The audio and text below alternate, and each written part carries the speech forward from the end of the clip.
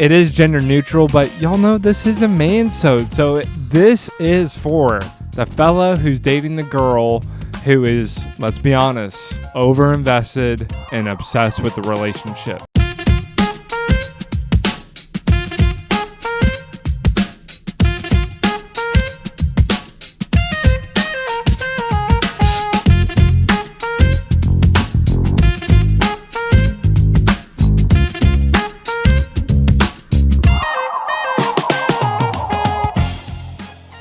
What's up, fam? This is JJ with the Heart of Dating podcast.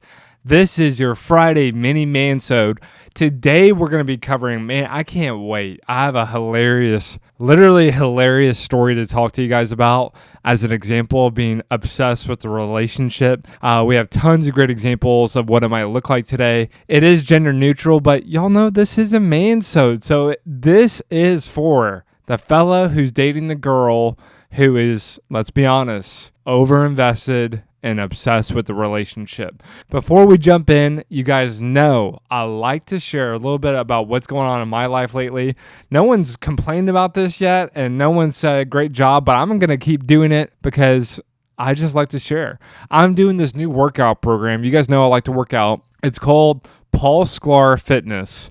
SKLAR, Paul Sklar. If you guys are looking for a fitness program, man, I can't recommend this one enough. As in, listen, I played football from the age of 8. I played professionally over in Europe.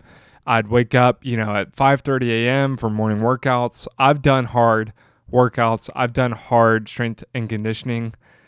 These are the hardest workouts I've ever done in my life. It is so much volume. So if you're a guy, you like a good challenge and you like to get your butt kicked and you like to see results, Paul Sklar Fitness, it's only $25 a month. It's one of the best purchases I make every month. But be warned, it is so hard. It is so hard, but he's great. And I'm already seeing huge results in my lifts and in my body. I love it. So that's what I'm loving lately. Okay, today. So this is a gender neutral topic, all right? But y'all know this is a man-sode. So it is for the man dating that girl who, if we're being honest, yes, she is a little over-invested. Okay, she is a little too obsessed with the relationship. And especially as a guy listening to this episode, you might have had this in your past, or you're coming to this episode saying, I have a feeling in my gut that this is going on. And listen, this is real. Okay, this is very, very real. And if you had to play the stereotypical card, you do find this maybe a little bit more in the female experience, like they get a little wrapped up and absorbed in the relationship. Sometimes the guy's a little bit more, apathetic, distant, avoidant in his attachment style. So this is a traditional take, but hey, everything I'm about to say works vice versa. Okay, this is not one size fits all, one gender for all. Like, this absolutely goes both ways. And I will kind of describe it though from a female to male perspective. And that's where we're going to roll with it. Okay, so listen, you are a dude. You've been dating a girl. And I think ideally the setting of this episode is it's been 10 dates, right? You guys are dating. I don't know if you're boyfriend and girlfriend yet. You're thinking about it, but you guys are definitely invested. I mean, 10 dates is a lot. And typically this is kind of where it starts to pop up. 30, 60, 90 days, okay? A lot of people can pretend to be anybody for about 90 days. That's when you really start to see true character start to surface. One of my favorite sayings at Heart of Dating is true character shines over time. Meaning maybe the non-charismatic people, and including the loud and charismatic people, everyone's character shines at about the 90-day mark. Because it's really easy, if we're being honest, it's really easy to pretend for about 3 months. It's when you start getting into a little bit more real relationship, you hit conflict for the first time, you have disagreements. That's when you see someone's character develop. Now, in this scenario, I think right off the bat, after that 5-10 date mark, you do have scenarios where I love you girls and I love you fellas. If you do this, it's okay. But they are too invested in the relationship. Like they are, let's call it for what it is. They're infatuated. And if you find yourself in this situation, run away. No, I'm just kidding.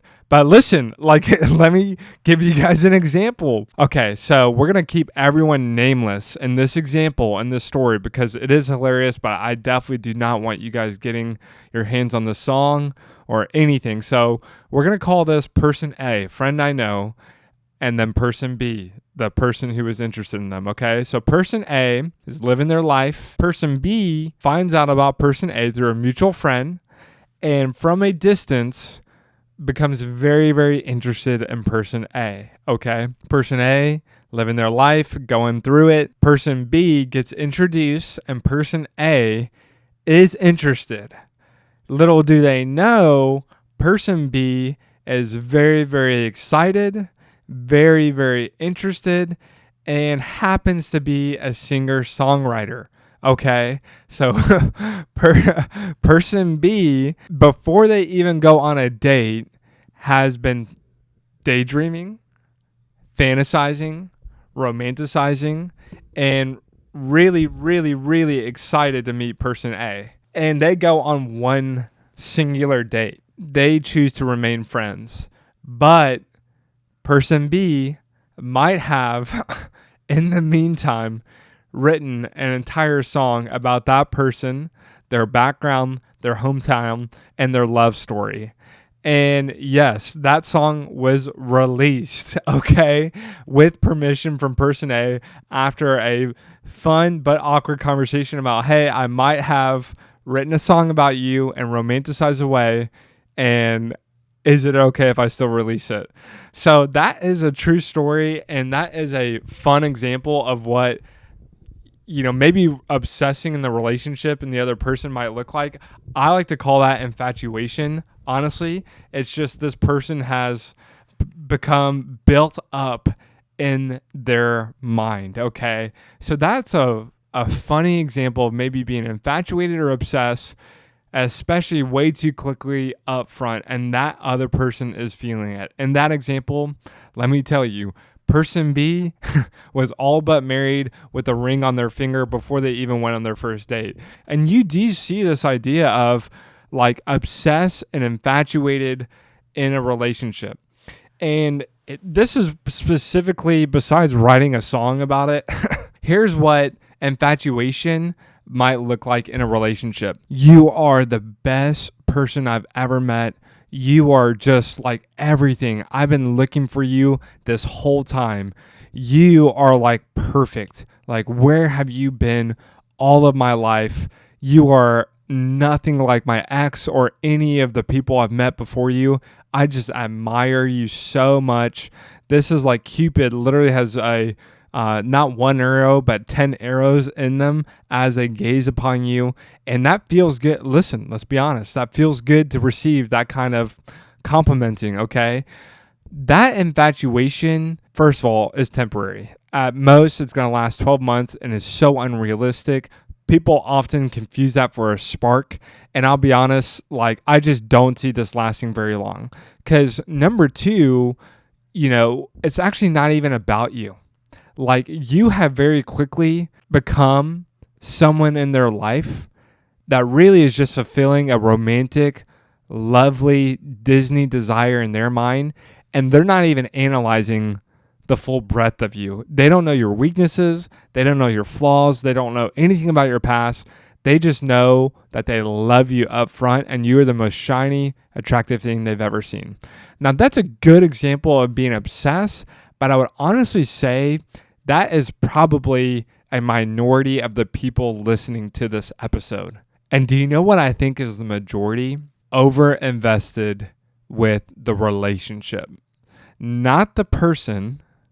It's not about the person. It's about the relationship, which is ultimately more about them than anybody else.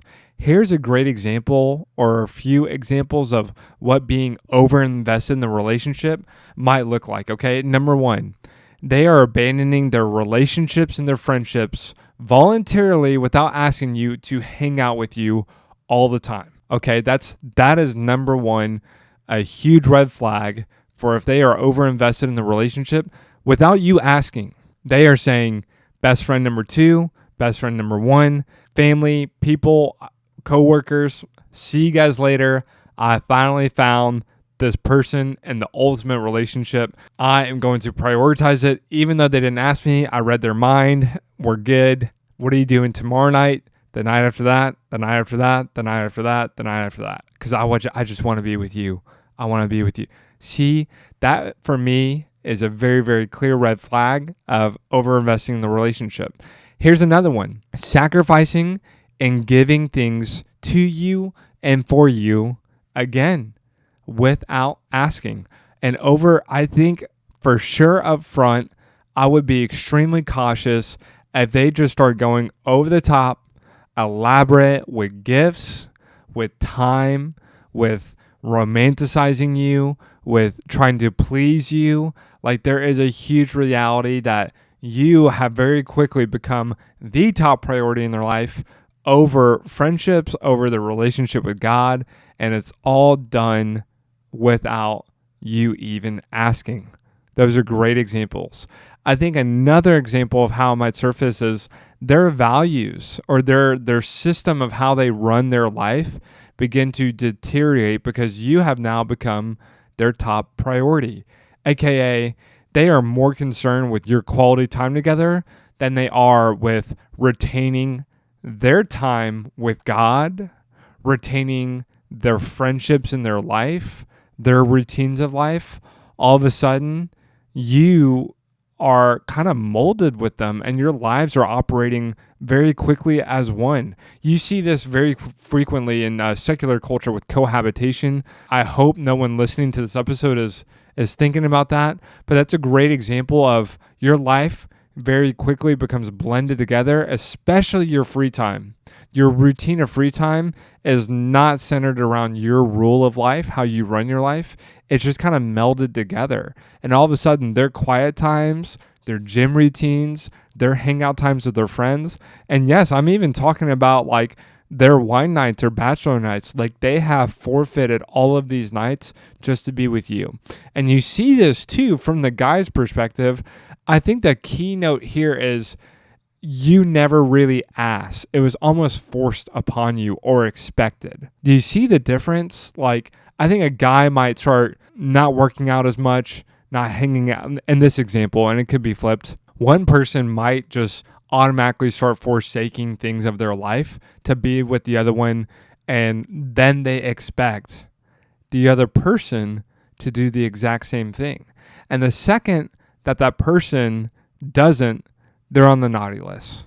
Well, how come I'm giving so much of my life to the relationship and you're not? See, they're counting score and then they're guilt tripping. And then all of a sudden, this is unfair, unequally yoked relationship, right? Do you see how when one person kind of starts to move way too quickly and they're overinvested in the relationship? For me, big red flag. And now it kind of boils down to this idea where there is ultimately, if there's an overinvestment or obsession with the relationship, it might start as like an idolization of the partner. Like, they are the best thing ever. I'm infatuated. I'm romanticized. I'm daydreaming about them.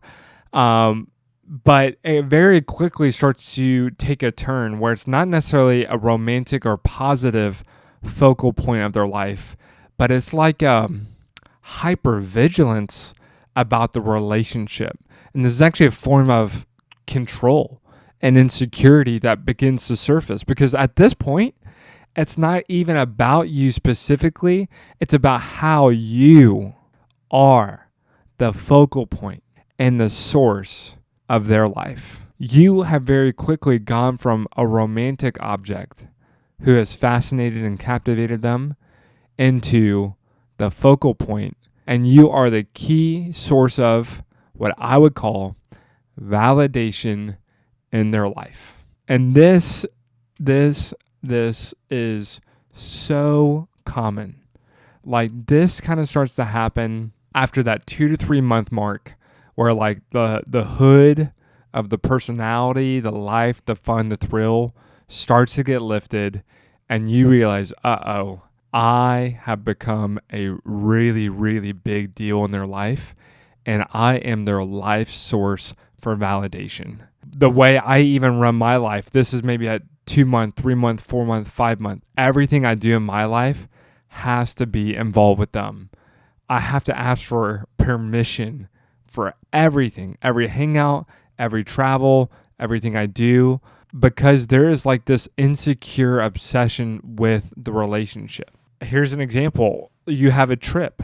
This is the kind of personality and situation and insecurity that says this: what is the last second you can possibly leave, and what is the first second you can possibly come back?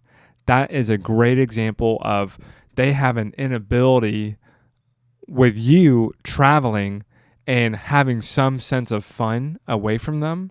They might have an idea that if you have too much fun away from them, you're going to come back and not love them as much. There's no necessarily space for you to live and retain an independent life. You see the overinvested in relationship slowly starts to creep and drag all of your life and merge it in with them. And you typically find this, actually, crazy enough, is you find this with girls who've been cheated on. And there's actually trauma in their life. They're not doing this because, I hate this word, because they're quote crazy. Like, they're doing this for a very good reason, because in their mind, they are extremely insecure. They're extremely traumatized because they have been cheated on. They've been cheated on. And cheating is so common. I think we did some stats one time, and it's over like 45% of all people have been cheated on at least once. And that always leaves damage. That always leaves trust issues. Now, we have a great episode from last season, My Girl Has Trust Issues. What do? I highly encourage you to check it out, because here's the reality. If they're insecure about who they are, especially as a single, they're going to be insecure about the relationship, and it's going to be filled with challenges. That might surface like this. Like, when they are insecure, they're on the hunt for validation. They're on the hunt for security. And you very quickly become a God-sized person in their life. And there is a God-sized expectation on you that you will never be able to fulfill. And then you're going to be caught in a cycle of nobody's happy. She's not happy because you can't provide for her and feel that God-sized expectation. And you're not happy because you're going to be trying hard this whole time, and you're never going to be able to be perfect in her eyes and do exactly everything. You could even commit to all these things. I'm willing to commit. I can do this. I can change. I can grow. And the reality is that you'll never be able to do that, because that is a God-sized expectation that they have now projected on you. So here's my best guidance, to be honest. There is a reality where if you don't feel like it's infatuation and they're just very into you, they really, really, really like you, and this happens, I would call this a girl being more ignited for the guy. And I'm sorry, but I got bad news. If you're a girl and you are just way more into him than he is into you, it's not going to work. It's just not going to work.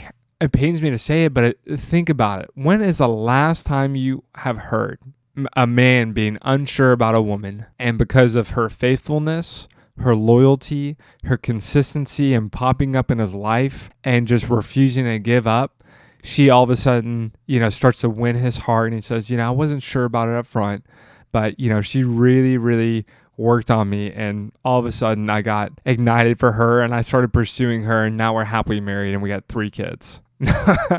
You never hear that, and you don't hear it for a reason, because there's no substitute for a man who's willing to pursue a woman and is ignited to pursue her. There's no substitute for a man who's ignited to pursue a woman. And if you're a woman listening to this, this is your sign. Hey, it's time to let go. I am so sorry. I know it's going to stink, but it's time to let go. He's made it abundantly clear by his lack of pursuit that he's not interested. And number 2, if you are a guy and you are interested in this girl, and you are ignited for her, meaning you really see some awesome things in her godly character, and she is insecure about some things in the relationship, she's maybe controlling, she's overinvested, I would just say, if you are comfortable and you know up front that you are going to have some hurdles, you are going to have some challenges in front of you, and you have time and she's worth it, then you can go for it. Like, you can go for it. And it's going to require so much godly humility, godly patience, godly just love for her to make it. And it's not impossible. It happens all the time, but it is going to be challenging. It will level you up, but it's going to be hard. And I'll just be clear, just to clarify as we wrap this episode. And this is, in the setting of the episode, she's invested. A guy's coming into this episode. Is this girl too much? Is she crazy? Is she overinvested? Is she obsessed? Listen, let me clarify one thing just to end on. Her wanting to be in a healthy relationship with great communication, consistently planned dates, having a really awesome trust that you guys both know you can rely on, and she has emotional safety, is not the same thing as her being obsessed. I do find every once in a while a guy who is being asked to level up and really provide and invest into a healthy relationship, and he refuses to do it for a lot of reasons. But I just want to clarify, this is not that kind of episode. Run it by a really healthy counselor, some really healthy mentors. Is she asking reasonable things from me? Am I the lazy one? Or in Taylor Swift's, "Oh, I hate these lyrics," am I the problem? Is it me? Am I the guy who's being lazy here, who doesn't want great communication, who doesn't want to provide safe space for her emotions, who doesn't want to build trust? Am I the idiot right now, if I'm being blunt? Okay, but I love you guys. So the best way, I'll just leave you guys on this nugget. The best way to identify or discern whether they're obsessed with the relationship or they just want a really awesome, great, healthy relationship is, in an obsession and an overinvestment, they have abandoned their way of life, their relationship with God, close friends, mentors. They have put all their eggs into the basket of the relationship, and it is exclusively depending on you to provide them the fulfillment, satisfaction, joy, and just really approval that they are seeking. They have that God-sized expectation. Let me say it this way. If you feel idolized by them and not a partner, that is exactly it. Or the other one would be, if you feel like you are an object for their life to fulfill them, to validate them, to love them, you are not a partner. It's not a partnership. It's not a healthy relationship. You feel like you are a slave to their desires, their feelings, and their world, and you have no choice in decisions together. There's no teamwork. There's no compromise. Then I would say you are in a overinvested relationship, and I would give you a brotherly caution to proceed with tons and tons of discretion and relying on really wise counsel, Holy Spirit, and awesome people in your life to help kind of gut check you. Hey, is this reasonable, or am I stuck with someone? Not stuck, but am I in a relationship with someone who's really overinvested and obsessed? So, okay, I love you guys. What an awesome episode. I hope that challenged you. I hope that blessed you. I love you guys, and have a wonderful weekend. Let's go.